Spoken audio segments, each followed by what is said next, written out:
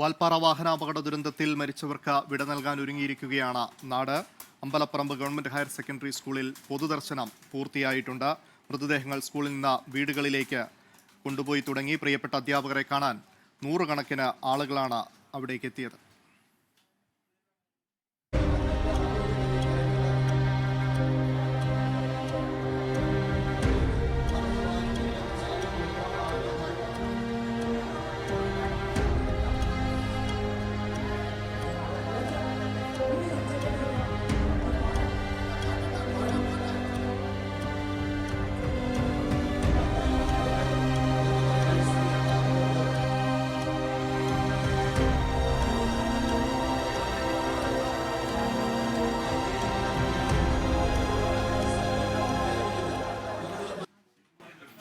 അപകടത്തിൽ പരിക്കേറ്റ 4 പേരിൽ 3 പേർ ഇപ്പോഴും ഗുരുതരാവസ്ഥയിലാണ്. ചികിത്സയിലായിരുന്ന 11-കാരൻ ഷഹാദിനെ വാർഡിലേക്ക് മാറ്റിയിട്ടുണ്ട്. പെരിന്തൽമണ്ണയിലെ ജില്ലാ ആശുപത്രിയിൽ ഉണ്ടായിരുന്ന 11-കാരി മസ്നിനെ വയറ്റിൽ ആന്തരിക രക്തസ്രാവം ഉണ്ടായതിനെ തുടർന്ന് സ്വകാര്യ ആശുപത്രിയിലെ ICUവിലേക്ക് മാറ്റി. കോയമ്പത്തൂർ മെഡിക്കൽ കോളേജിൽ ചികിത്സയിൽ കഴിയുന്ന നൌഷാദും മുഹമ്മദ് ഫായിസും ഗുരുതരാവസ്ഥയിൽ തുടരുകയാണ്. ഗോകുൽ കെ വേണുഗോപാലുണ്ട് കോയമ്പത്തൂർ മെഡിക്കൽ കോളേജിൽ നിന്ന്. തനേഷ് തമ്പിയും ചേരുന്നു. ആദ്യം ഗോകുൽ മലപ്പുറത്ത് നിന്നാണ് ചേരുന്നത്. ആദ്യം ഗോകുലിലേക്കാണ്. ഗോകുൽ, ഇപ്പോൾ ഈ പൊതുദർശനത്തിന് ശേഷം മൃതദേഹങ്ങൾ അവരവരുടെ വീടുകളിലേക്ക് കൊണ്ടുപോയിരിക്കുകയാണ്. എപ്പോഴായിരിക്കും ഈ സംസ്കാര ചടങ്ങുകളൊക്കെ നടക്കുക?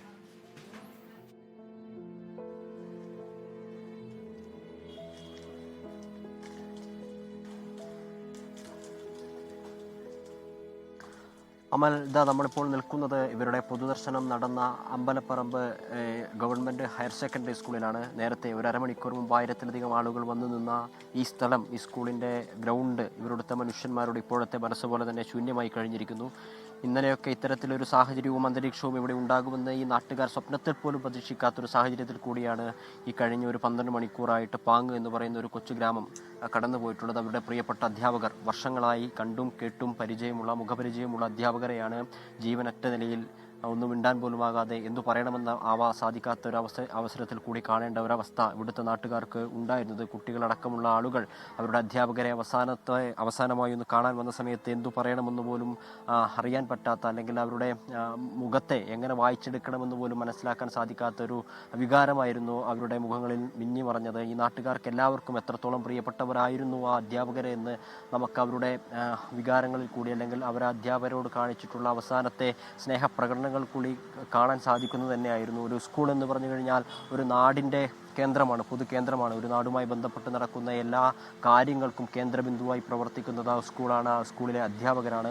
അധ്യാപകരെന്ന് പറയുമ്പോൾ തീർച്ചയായിട്ടും നാട്ടിലെ എല്ലാ മനുഷ്യരുമായിട്ടും ബന്ധമുണ്ടാകുന്ന ആളുകളുമാണ്. ഒരു കുടുംബത്തെ പോലെ നമുക്കറിയാം. പ്രത്യേകിച്ച് LP സ്കൂളുകളൊക്കെ ആകുമ്പോൾ മക്കളെ എന്നല്ലാതെ അധ്യാപകരൊന്നും കുട്ടികളെ വിളിക്കാനിടയില്ല. ആ രീതിയിൽ ഹൃദയബന്ധം സൂക്ഷിച്ചിരുന്ന അധ്യാപകരെയാണ് ഒരു നേരം ഇരുട്ടി വെളുക്കുന്ന സമയത്ത് ഇത്തരത്തിലൊരു ദുരന്തം കവർന്നു കൊണ്ടുപോയിരിക്കുന്നത്.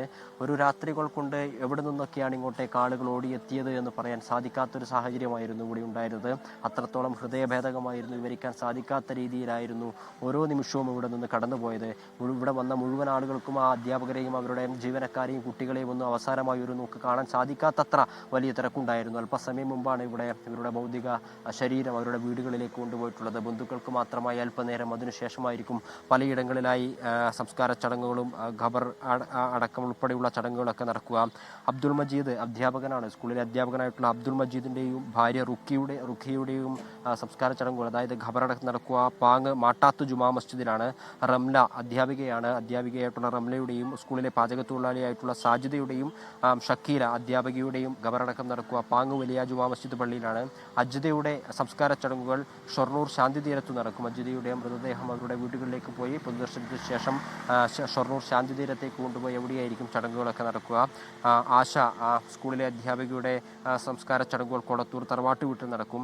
സുഹറയുടെയും മകനായിട്ടുള്ള ഹാഷിമിൻ്റെയും ഖബറടക്കം ഈസ്റ്റ് പാങ് ജുമാ മസ്ജിദ് പള്ളിയിലായിരിക്കും നടക്കുക. അതിനുള്ള ക്രമീകരണങ്ങളൊക്കെ നേരത്തെ തന്നെ പൂർത്തിയായി കഴിഞ്ഞിരുന്നു. കാരണം ഇന്നലെ വളരെ പെട്ടെന്ന് തന്നെ പോസ്റ്റ്മോർട്ടം നടപടികളൊക്കെ പൂർത്തിയാക്കി വളരെ പെട്ടെന്ന് അവരുടെ മൃതദേഹം ഇങ്ങോട്ടേക്ക് എത്തിക്കാൻ സാധിച്ചിരുന്നു. ക്രമീകരണങ്ങളൊക്കെ വളരെ പെട്ടെന്ന് തന്നെ നാട്ടുകാരൊക്കെ ഇടപെട്ട് കൈകാര്യം ചെയ്യാനും അവർക്കത് പൂർത്തിയാക്കാനും സാധിച്ചിട്ടുണ്ട്. പക്ഷേ ഈ 9 മരണം നൽകുന്ന വേദന, അതിൽ നിന്ന് എങ്ങനെ കരകയറാൻ സാധിക്കുമെന്ന് മാത്രമാണ് ഇപ്പോൾ ഇവരുടെ ഓരോരുത്തരുടെയും ചിന്ത. ഒരു നാടൊന്നാകെ ഇങ്ങോട്ടേക്ക് ഒഴുകിയെത്തി എന്നുള്ളതാണ് ഈ ഈ ദുരന്തത്തിൻ്റെ ഒരു ബാക്കിപത്രമായി കാണുന്നത്. അവർക്ക് ഉൾക്കൊള്ളാൻ സാധിക്കാനാവാത്ത വിധം അവരുടെ കണ്ണുകളിൽ നിന്ന് ഈറൻ കെനിഞ്ഞിറങ്ങുന്നത് നമുക്ക് കാണാൻ സാധിക്കുമായിരുന്നു. അത്രത്തോളം വേദനാജനകമായൊരു മുഹൂർത്തങ്ങളിൽ കൂടിയായിരുന്നു കഴിഞ്ഞ 1.5 മണിക്കൂർ ഇവിടെ പൊതുദർശനത്തിന് വച്ച സമയത്ത് ഓരോ മനുഷ്യരും കടന്നുപോയിട്ടുള്ളത്. നമുക്കിപ്പോൾ ഇവിടെ ദൃശ്യങ്ങളിൽ കാണാൻ സാധിക്കും.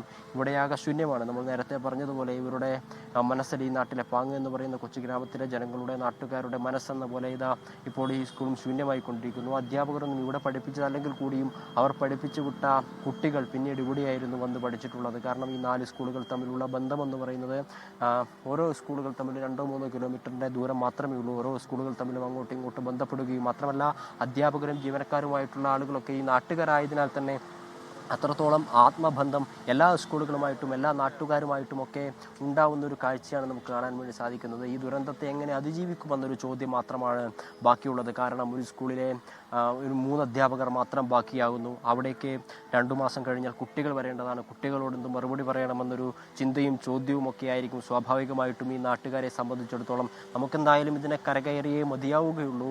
ഇത്തരം ദുരന്തങ്ങൾ നമ്മൾ മുമ്പിൽ കണ്ടതും അതിജീവിച്ചതും ഒക്കെയാണ്. പക്ഷേ ഇതിങ്ങനെ അടിക്കടി